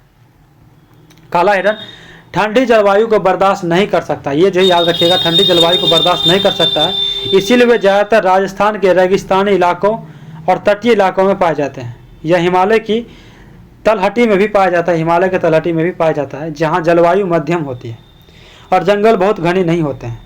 भारत में वे मुख्य रूप से गुजरात, पंजाब, राजस्थान, हरियाणा राज्य में पाए जाते हैं। अगर भारत में पूछे कहाँ कहाँ पाया जाता है तो गुजरात, पंजाब, राजस्थान, हरियाणा में पाए जाते हैं।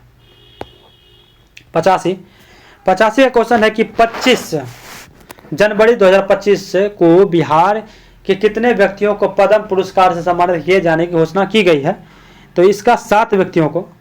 राष्ट्रपति द्रौपदी मुर्मू ने राष्ट्रपति भवन में 139 विशिष्ट व्यक्तियों को पद्म पुरस्कार 2025 प्रदान किए। 2025 में प्रदान किए 139 को। इन्हें बिहार की 7 हस्तियों को 2025 में पद्म पुरस्कार से सम्मानित किया गया। पद्म पुरस्कार भारत के सर्वोच्च नागरिक सम्मानों में से एक है, जिनकी स्थापना कब हुई? 1954 में की गई थी। इन्हें प्रतिवर्ष गणतंत्र दिवस के पूर्व संध्या पर घोषित किया जाता है और भारत के राष्ट्रपति द्वारा प्रस्तुत किया जाता है। आगे देखते हैं। आप देखें बिहार के विभूतियों को पद्म पुरस्कार सम्मान। बिहार के विभूतियों को पद्म सम्मान जो मिला है तो नाम है, श्रेणी है और सम्मान है। जैसे कि आपको है पहला शारदा सिन्हा, मरणोपरांत इनको मिला कला के क्षेत्र में, कला श्रेणी में पद्म विभूषण मिला। कौन सा पुरस्कार मिला है? तो पद्म विभूषण मिला है। सुशील कुमार मोदी, इनको भी मरणोपरांत ही मिला है। सुशील कुमार मोदी को इनको मिला है लोक कार्य के लिए, लोक कार्य के लिए, जनसेवा के लिए इनको मिला है पद्म भूषण, पद्म भूषण मिला है। भीम सिंह भवेश को मिला है सामाजिक कार्य के लिए, इनको मिला है पद्मश्री। क्या मिला है? पद्मश्री। हेमंत कुमार को मिला है चिकित्सा के क्षेत्र में, इनको मिला है पद्मश्री हेमंत कुमार को। किशोर कुणाल को मिला है मरणोपरांत, किशोर कुणाल को मिला है मरणोपरांत, ये सिविल सर्विस थे, इनको पद्मश्री मिला है। क्या? तो पद्मश्री मिला है। निर्मला देवी को मिला है कला के क्षेत्र में, इनको भी पद्मश्री मिला है। विजय नित्यानंद सुरेश्वरी जी, विजय नित्यानंद सुरेश्वरी जी को मिला है अध्यात्म के लिए, इनको भी पद्मश्री ही मिला है, पद्मश्री ही मिला है। तो आप है इसका स्क्रीनशॉट ले सकते हैं। बिहार में 7 व्यक्तियों को टोटल मिला है। ठीक है, आगे देखते हैं 86 नंबर। विश्व सांख्यिकी दिवस मनाया जाता है 20 अक्टूबर को। विश्व सांख्यिकी दिवस प्रतिवर्ष 20 अक्टूबर को मनाया जाता है। यह दिवस विश्व के विकास में डेटा और आंकड़े के महत्व को उजागर करने के लिए मनाया जाता है। विश्व सांख्यिकी दिवस जो संयुक्त राष्ट्र द्वारा मनाया जाता है, जो सफल अवसंरचनात्मक प्रगति के लिए विश्वसनीय और संयम पर सांख्यिकी डेटा पर जोर देता है। क्या करता है? तो जोर देता है। 87 निम्नलिखित में कौन से क्षेत्र जैव विविधता के हॉटस्पॉट क्षेत्र है? इसका डायरेक्ट आंसर ही पढ़ लेते हैं डायरेक्ट, क्योंकि कथन में दिया है। पूर्वी हिमालय और पश्चिमी घाट भारत के 2 जैव विविधता हॉटस्पॉट है। कौन कौन से? पूर्वी घाट और पश्चिमी घाट भारत के 2 जैव विविधता हॉटस्पॉट है। जैव विविधता हॉटस्पॉट वह क्षेत्र है जहां अनेक लुप्त होती प्रजातियां पाई जाती हैं, यानी लुप्त जहाँ की प्रजातियां क्या हो रही है? तो लुप्त हो रही है। 88 निम्नलिखित में कौन भारत का शास्त्रीय नृत्य नहीं है? तो भांगड़ा। भांगड़ा नहीं है, लेकिन सतरिया, कथक, मणिपुरी है। संगीत नाटक अकादमी के अनुसार भारत में भरतनाट्यम, कथक, कुचिपुड़ी, ओडिसी, कथकली, सतरिया, मणिपुरी, मोहिनीअट्टम ये सब क्या है? तो शास्त्रीय नृत्य हैं। 89 सबरीमाला किस प्रदेश में है? सबरीमाला की बात किया जा रहा है तो ये आपके हो जाएंगे केरल में है। किस प्रदेश में है? तो केरल में। सबरीमाला एक हिंदू तीर्थ स्थान है जो केरल के पथनामथिट्टा जिले में पेरुंड ग्राम पंचायत में है। यह पश्चिमी घाट पर पेरियार टाइगर रिजर्व में है, पेरियार टाइगर रिजर्व में है। 90 गुरुमुखी डोगरी और सिंधी लिपि की उत्पत्ति किस लिपि में हुई थी? गुरुमुखी डोगरी और सिंधी लिपि की उत्पत्ति किस लिपि से हुई है? तो इसका हो जाएगा आपको शारदा लिपि से। शारदा 8वीं शताब्दी के आसपास विकसित स्क्रिप्ट के ब्राह्मण परिवार की एक लिपि है। यह संस्कृत और कश्मीरी भाषा के लिए प्रयोग की जाती थी, संस्कृत और कश्मीरी भाषा के लिए। गुरुमुखी गुरु अंगद द्वारा विकसित की लिपि है। गुरुमुखी जो है यह गुरु अंगद द्वारा विकसित किया गया था और जो शारदा लिपि से विकसित हुई है। किससे हुई? शारदा लिपि से यह विकसित हुआ है, गुरुमुखी। 91 बिहार में पहला रेलमार्ग किन 2 स्थानों के बीच था? बिहार में है तो ब्रिटिश शासन में कोलकाता में नई दिल्ली माल ढुलाई के लिए 1862 में हावड़ा से दिल्ली जाने के लिए रेलवे लाइन का विस्तार किया गया, हावड़ा से दिल्ली जाने के लिए। वहीं 1880 में जो है मुगल सराय रेलवे स्टेशन भवन का निर्माण किया गया, मुगल सराय रेलवे स्टेशन का। इसके बाद मुगल सराय स्टेशन का नाम प्रचलन में आ गया। इसका जो है सी हो जाएगा कि मुगल सराय से कोलकाता, ये बिहार की पहली। 92 1912 में भारतीय राष्ट्रीय कांग्रेस का अधिवेशन बिहार में कहाँ हुआ था? तो हो जाएगा ये बांकीपुर पटना में हुआ था। 1912 में कांग्रेस का अधिवेशन बांकीपुर पटना में हुआ था। केसरिया पर्यटन स्थल किस जिले में है? केसरिया पर्यटन स्थल जो है बिहार के पूर्वी चंपारण में स्थित है। यह 104 फीट ऊंचा क्या तो बौद्ध स्तूप है, 104 फीट ऊंचा बौद्ध स्तूप है। 94 बीबी कमाल साहिब की मजार कहाँ स्थित है? बीबी कमाल साहिब की मजार है कहाँ स्थित है? तो ये जहानाबाद में है। बीबी हजरत बीबी कमाल मध्य एशिया से आई विश्व की प्रथम महिला सूफी संत है, मध्य एशिया से आई थी।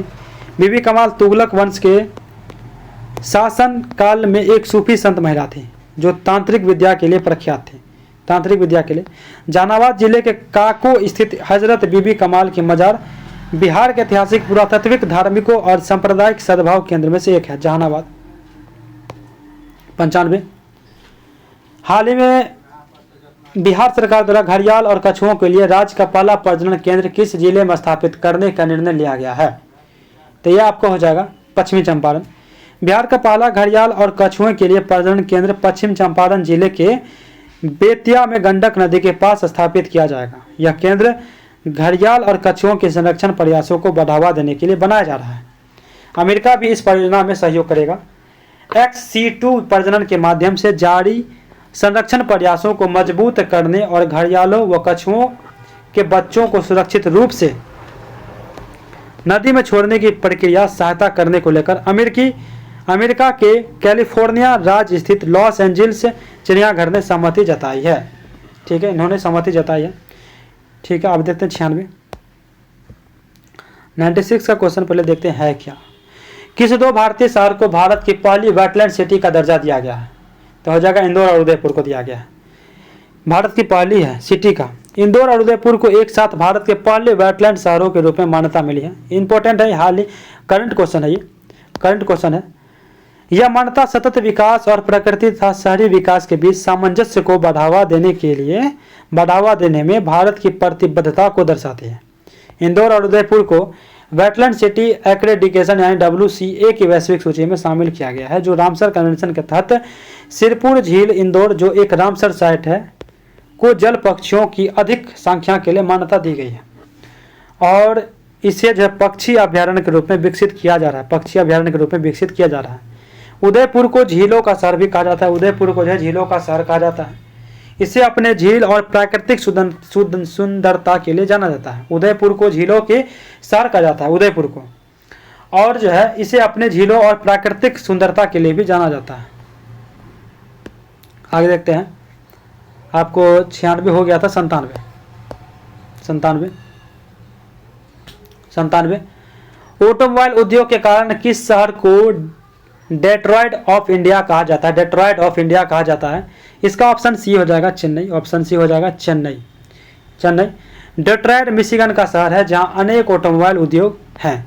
भारत में चेन्नई में मुख्यतः यह उद्योग, इसी कारण चेन्नई को डेट्रॉयट ऑफ इंडिया कहा जाता है। डेट्रॉयट मिशिगन का एक शहर है जहां अनेक ऑटोमोबाइल उद्योग हैं। भारत में चेन्नई में मुख्यतः यह उद्योग है, इसी कारण चेन्नई को डेट्रॉयट ऑफ इंडिया कहा जाता है। 98 देखते हैं। अंग्रेजी दैनिक समाचार पत्र इंडियन एक्सप्रेस द्वारा हाल ही में जारी किए गए देश के 100 सबसे प्रभावशाली लोगों की सूची में बिहार के मुख्यमंत्री नीतीश कुमार कौन सा स्थान पर आए हैं? तो 21वें स्थान पर आए हैं। हाल ही में द इंडियन एक्सप्रेस द्वारा देश के 100 सबसे प्रभावशाली व्यक्तियों की सूची जारी कर दी गई है और इसमें जो है बिहार के मुख्यमंत्री नीतीश कुमार 21वें स्थान पर है। वहीं चिराग पासवान ने 59वीं रैंक हासिल की है, जबकि तेजस्वी यादव की रैंकिंग 86 में गिरावट आई है, 86 आई है। मुख्यमंत्री नीतीश कुमार के अलावा बिहार के 3 और नेताओं को इस सूची में स्थान मिला है। एक ललन सिंह को 54वें स्थान पर जगह बनाकर चिराग पासवान जो लोक जनशक्ति पार्टी रामविलास के प्रमुख और केंद्रीय मंत्री हैं, इनसे आगे हैं वो। इंडियन तो चिराग पासवान का स्थापना कब, कौन सा रैंक है? तो चिराग पासवान का जो आपका हो जाएगा, मैं बताया था 86 में गिरावट है, 59वीं रैंक हासिल की है चिराग पासवान और इनसे वो आगे निकल गए। कौन थे? ललन सिंह 54वें स्थान पर जगह बनाकर चिराग पासवान जो लोक जनशक्ति पार्टी रामविलास के प्रमुख और केंद्रीय मंत्री हैं, इनसे आगे हैं। इंडियन एक्सप्रेस ने अपने सर्वे में सर्वाधिक शक्तिशाली व्यक्तियों में प्रधानमंत्री नरेंद्र मोदी को पहले स्थान पर रखा है। वहीं गृह मंत्री अमित शाह दूसरे पे हैं, विदेश मंत्री एस जयशंकर तीसरे और RSS प्रमुख जो है मोहन भागवत चौथे। वहीं वित्त मंत्री निर्मला सीतारमण 5वें स्थान पर हैं। ठीक है, 99 देखते हैं। रुपए का निशान किसने दिया था? तो रुपए का निशान डी उदय कुमार, जो कि उदय कुमार धर्मालिंगम ने 2010 में दिया था। 2010 में 100 मच्छू नदी पर बना मोरबी ब्रिज गिर जाने से सैकड़ों लोगों की मौत हो गई। यह ब्रिज किस राज्य में स्थित है? तो यह है आपको गुजरात में। मोरबी में मच्छू नदी पर 135 साल पुराने पुल के गिरने से 140 से अधिक लोग की मौत हो गई।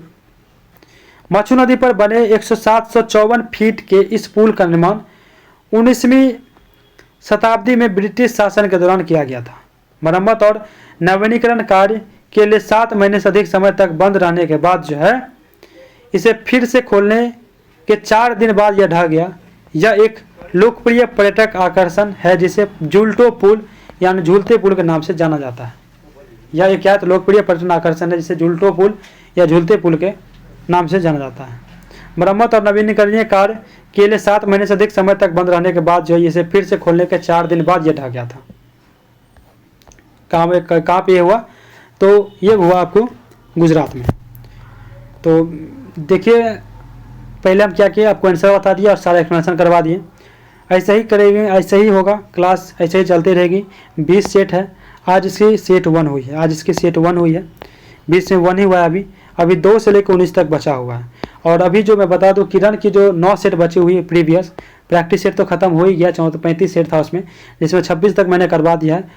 10 प्रैक्टिस सेट था वो प्रीवियस सेट था, इसमें 9 बचा हुआ है। इससे भी मैं करवा दूंगा, एक या दो करके मैं करवा दूंगा, इसे ख़त्म करवा दूंगा, क्योंकि मैं छोड़ने वाला नहीं हूँ किसी भी चीज़ को। अगर मैं स्टार्ट किया हूँ तो वह ख़त्म करूँगा। ठीक है, मिलते हैं नेक्स्ट क्लास में। इसी तरह जुड़े रहिए। धन्यवाद, जय हिंद।